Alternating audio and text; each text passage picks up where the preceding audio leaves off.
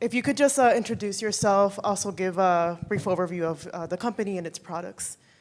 Sure. So I'm David Delcourt, founder and chief of flavor of SeedRanch Flavor Co., which is a hot sauce brand since 2017.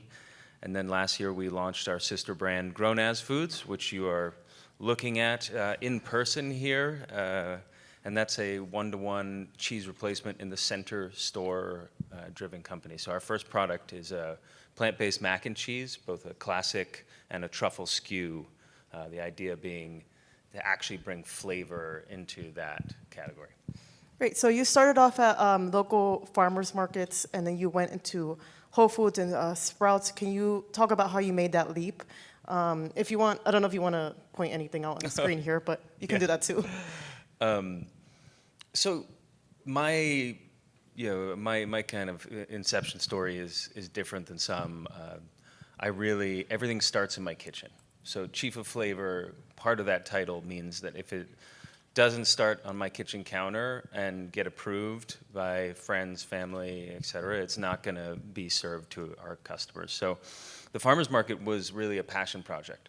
It was about bringing culinary flavors and that experience back into an otherwise pretty humdrum set of hot sauces, which is peppers and vinegar and maybe a couple other flavors. So those first few years were intentional in the sense I wanted to serve our community and feed people there. In addition, it gave me an opportunity to talk with 10,000 customers and get feedback that would be otherwise completely out of our budget and out of our range. Through that and local programs like the Sprouts Innovation Program, really cool what they're doing now. Whole Foods local programs, we were able to start in 5, 10, 30, 50 regional local stores where I could have an actual impact on the customer and keep that in-person experience that is so important, even though it's really difficult to scale those type of experiences.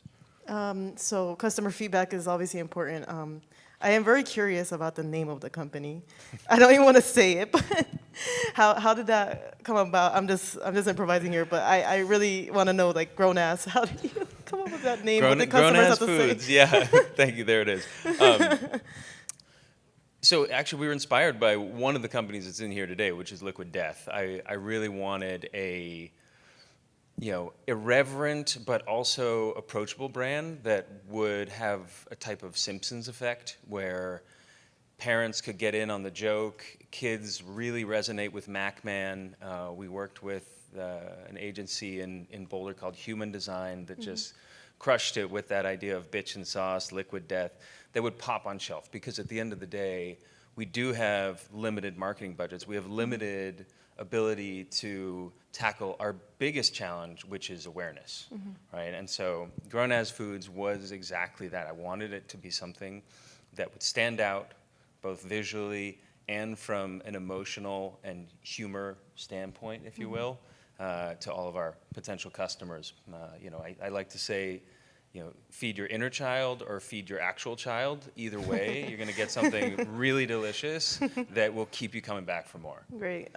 So you spoke about budget, and so many grassroots CPGs argue that it's too expensive to get into retail. So if you can talk about any lessons learned from that and how you learned to do that profitably. I cannot speak right now, but if you can talk about how you did that. Yeah, I mean, CPG is just really hard. Retail is really difficult. Listening to the RMN networks, it's really interesting to hear big CPG. For us, the version of that is free fills and TPRs and promos, and getting in on shelf is one thing, but then getting off shelf is an entirely different beast, if you will. So those early years were really pivotal in terms of us as a company to understand who's our customer, where are they shopping, why are they shopping there? We don't say yes to every retailer because there's no point in going on shelf, spending, and then not getting off shelf. And so part of that growth was, yes, staying local and regional, but as we've grown, we've had to start with free fills. And we pick and choose. We make sure we provide support for a smaller number of doors and grow incrementally rather than try and push out to 5,000 stores right off the bat, which then gets you in this capital valley of death that so many CPGs get into.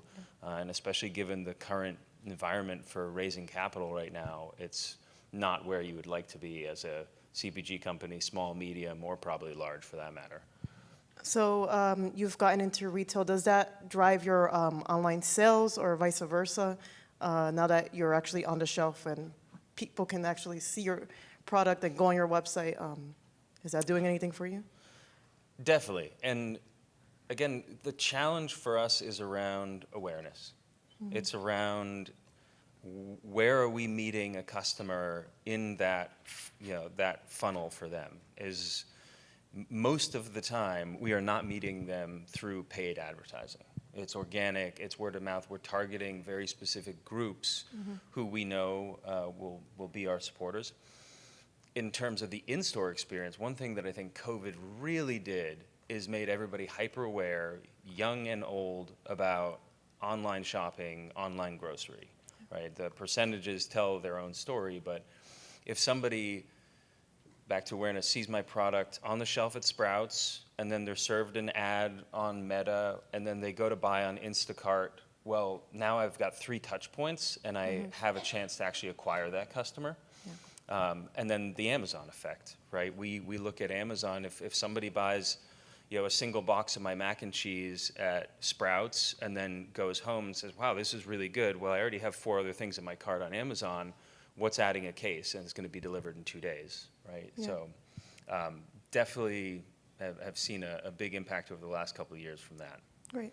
So let's switch over to launch again. What is the difference as to how you launched the hot sauce and the grown-ass product? Like, is there a difference between products, or did you use the same strategies for those launches? So the thin red line between SeedRanch Flavor Co. and Grown As Foods comes back to flavor and comes back to it starting in my kitchen, right? Umami is something we talk about a lot. It's present in both brands.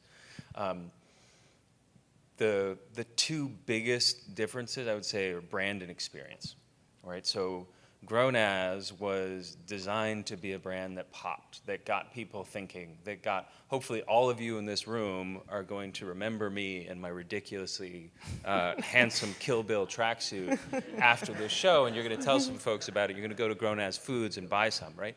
But the experience piece also was around retail relationships. We worked really hard to have buyers that we developed not just a one and done type of relationship, but so when we brought them the product, they knew it was going to be quality, they knew the ingredients were going to be clean, and they knew it was going to be really tasty. Great. So, yeah, that's great.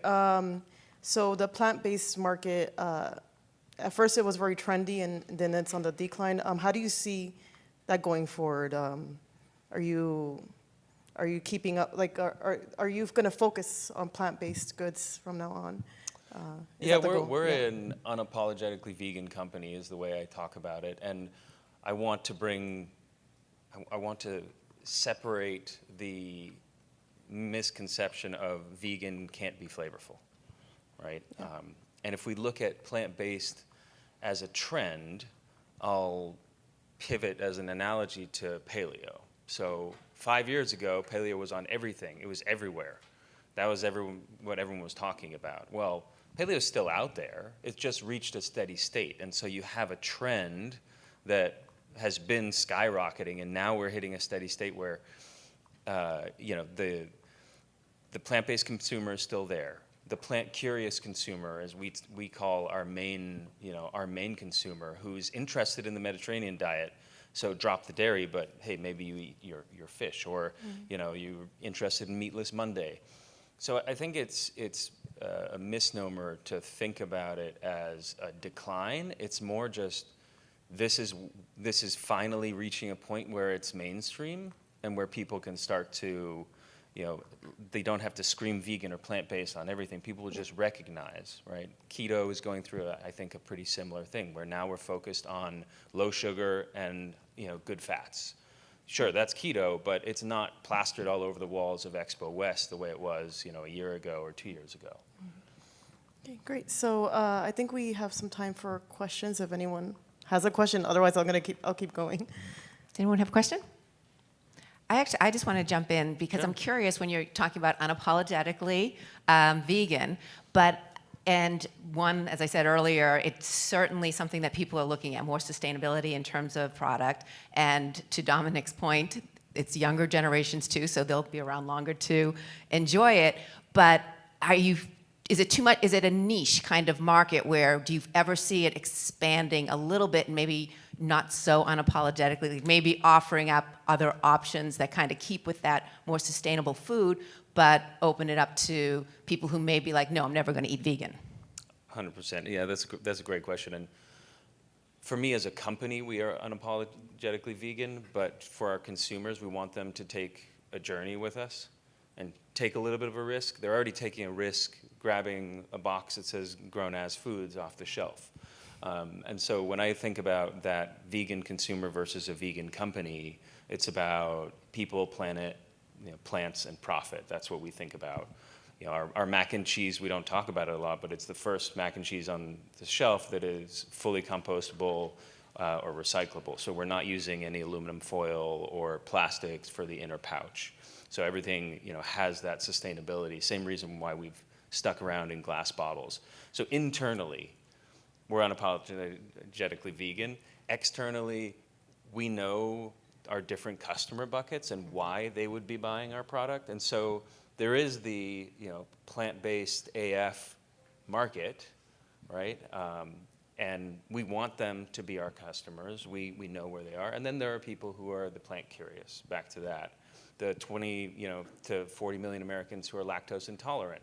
Well, let's give them a really frickin' delicious opportunity, right? Now, heart-healthy diets. Well, guess what the first thing is that you have to do when you have heart issues, right? You're dropping the dairy, you're dropping the cholesterol, you're dropping all those fats. So it's more about an internal monologue and mission, vision, values that we live and breathe versus where our customers are, what their intent is, and how we can, at the end of the day, market to them so that they, A, know we exist, and B, they get to taste the delightfully delicious food we make. That's awesome, David. Well, thank you. Anyone, before we do have a question from Anne. Figures on the other side of the room. Hello.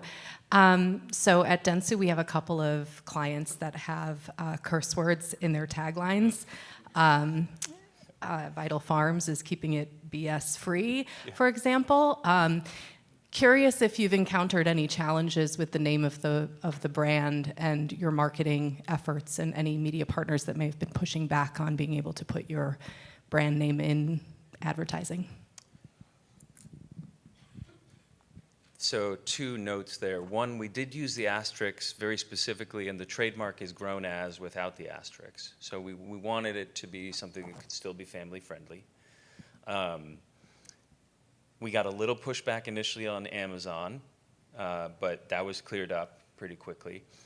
The other piece is I've been surprised at where in retail we've actually had pushback. So we're launching into Harmon's, for instance, 17 stores in Utah, fantastic retailer. Very conservative area, right? Utah, not a second thought. However, we've had some more kind of retailers throughout metro areas. They said, oh, well, maybe it doesn't fit our brand. It doesn't fit our ethos. And I'm like, but bitchin' sauce is on the end of that, right? But no, I mean, part of it is you have to get over, especially as a smaller CPG company, get over any red flag that's out there, because a red flag is just a good excuse to pass and move on to the next thing, right? So part of that is around the awareness, around the excitement of the brand. And at the end of the day, I think when it's kids that are pushing their parents to purchase it, it's a lot easier to convince. It's more of the cereal box effect in an aisle that is pretty much just colors. All right. Well, David, thank you so much. That was awesome. Everyone give David Thank you. and Barbie a big round of applause.